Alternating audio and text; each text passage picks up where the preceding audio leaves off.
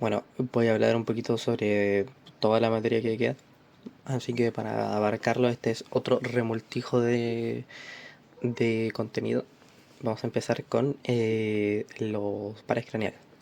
Primero vamos a hablar sobre el par craneal 5, el trigémino. Primero, el ganglio de Gasser ubicado en el capum de Meckel, cara anterosuperior del peñasco, tiene forma semilunar, presenta dos caras, dos bordes y dos extremidades. Origen real y fibras motoras. Las fibras motoras nacen de dos núcleos masticadores. El núcleo principal en la protuberancia y dos accesorios en el mesencéfalo. Origen aparente. Las dos raíces emergen desde la protuberancia en el límite entre sus caras inferiores y los pedúnculos cerebelosos medios. O sea, también se le puede decir en los rodetes piramidales o caras laterales del puente de Barolio. Trayecto. Las raíces se dirigen superior, anterior y lateral entre los pedúnculos cerebelosos medios y la cara posterior-superior del peñasco. Se dirige hacia anterior. Penetra en el capum de Meckel. La raíz sensitiva ro- la raíz sensitiva redondeada se plana de adentro hacia afuera y llega al ganglio de Gasser. Origina un abanico plexiforme llamado plexo triangular. Raíz motora se encuentra en su origen aparente por dentro de la sensitiva hasta el capum de Meckel. Ahora vamos a hablar sobre el B1, el nervio oftálmico, que es el único que más o menos no he tocado. Nervio oftálmico. Es un nervio sensitivo, nace de la parte anterointerna del ganglio de Gasser. Trayecto y dirección. Nace de la cara anterointerna del ganglio de Gasser. Penetra en la lámina fibrosa de la pared externa del seno cavernoso. Termina en la extremidad anterior del seno cavernoso dividiéndose en sus terminales. Relación. En la pared del seno por debajo y por lateral del nervio troclear y del oculomotor.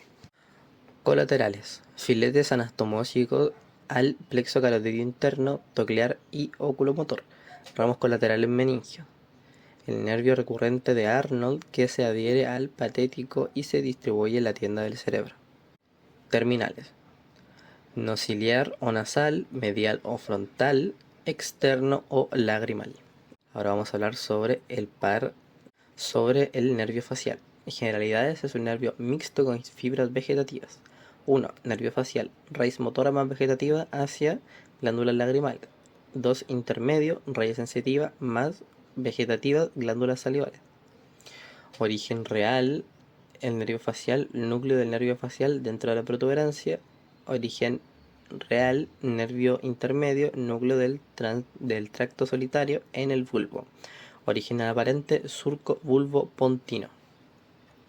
Trayecto, surco bulbo-pontino, puente, pedíbulo cerebeloso medio, par 8. Ahora seguimos con los ramos colaterales intravenosos, que el único que le voy a hacer destaque va a ser la cuerda del tímpano. Ingresa a la cavidad timpánica, martillo, fisura petrotimpánica, fascia interpterioidea, nervio lingual, forman los ganglios submandibulares y sublinguales. Luego tenemos las ramas colaterales extrapetrosas, que voy a darle énfasis a el ramo lingual, que se dirige por el músculo estilogloso en la base de la lengua, donde se comunica con el nervio glosofaringeo e inerva la mucosa de la base de la lengua y músculo palatogloso. Las ramas terminales se dividen en dos grupos. Está el temporofacial, que se comunica con el nervio aurículo-temporal. Los ramos terminales temporofacial se dividen en cuatro: ramos temporales, ramos frontales y palpebrales, ramos cigomáticos, ramos bucales superiores. Y en la otra división está que de los ramos terminales está el cérvico-facial, que se divide en tres: ramos bucales inferiores, ramos mentoniano y ramos cervical. Ahora voy a hablar sobre el nervio glosofaringeo, que es el par 9. Nervio mixto con fibras vegetativas para la glándula parótida, las fibras motoras, músculos faringe y algunos de la lengua. fibra sensitiva, mucosa faríngea y un tercio posterior de la lengua. Luego seguimos con trayecto de relaciones. El bulbo meninge. Voy a hablar sobre los ramos colaterales. Voy a darle solamente énfasis a uno, que es en ramos comunicantes con el nervio facial que forman el asa de Haller, Haller. Y anatomía funcional de este nervio es nervio sensorial, gusto del amargo y del dulce, sensibilidad de la mucosa nasofaringea y orofaringea, trompa auditiva, cavidad timpánica, deglución y reflejo nauseoso, motricidad orofaringea, junto a los pares el 7, 10 y el 12. Nervio secretor de la parótida por la vía del nervio auriculotemporal. Quimio y barroreceptor. Ahora voy a hablar sobre los músculos de la lengua. Los músculos de la lengua se dividen en 4, en orden: longitudinal superior, vertical, transverso, longitudinal inferior. Voy a volver a repetirlo: longitudinal superior, vertical, transverso, longitudinal inferior. Los músculos extrínsecos son el geniogloso, hiogloso, estilogloso y palatogloso. Vuelvo a repetirlo: genioglosso, hiogloso, estilogloso, palatogloso. La inervación motora de la lengua procede de el par por el nervio accesorio y el hiogloso.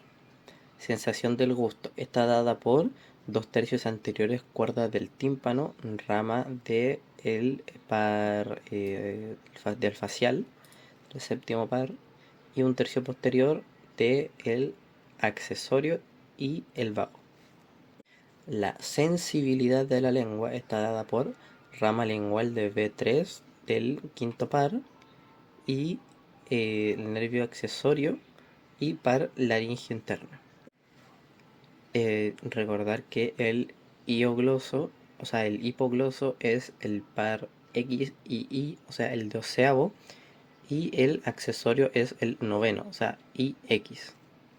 Voy a hablar ahora sobre la inserción de la paneurosis faríngea. Por sus caras laterales se fija de superior a inferior. 1. Borde posterior, lámina lateral profunda, pterigoides. 2. Rafe pterigomandibular. 3. Línea amiloidoidea. 4. Ligamento estiloioideo. 5. Astas mayores y menores dioides. 6. Ligamento tiroideo lateral. 7. Bordes posteriores del cartílago tiroides. 8. Cara posterior del cartílago cricoides.